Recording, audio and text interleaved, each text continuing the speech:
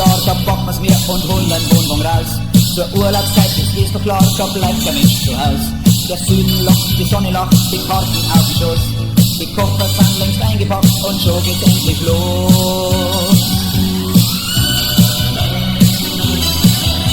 Doch dann stehen wir plötzlich im Stau.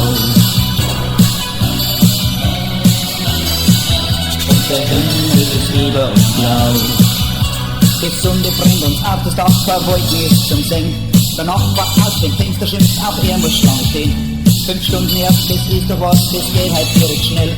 In 3 Stunden sind wir sicher dort, jetzt stehen wir im Tunnel. Wenn ich jetzt ausschau,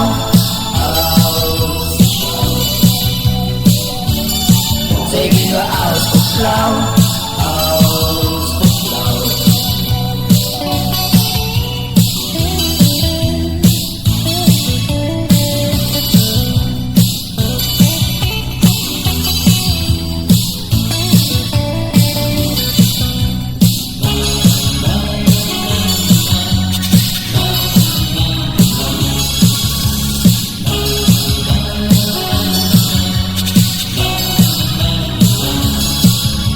Die Luft wird allweit dünner, der Durst ist riesengroß.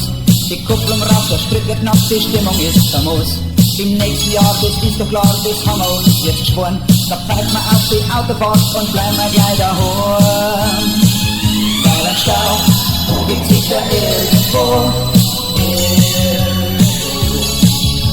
Das hören wir dann im Radio.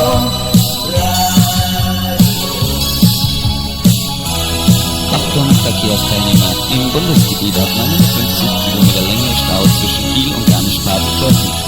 Wir bitten Sie, die Ausweichrouten zu benutzen. Die Umfahrungen sind beschildert.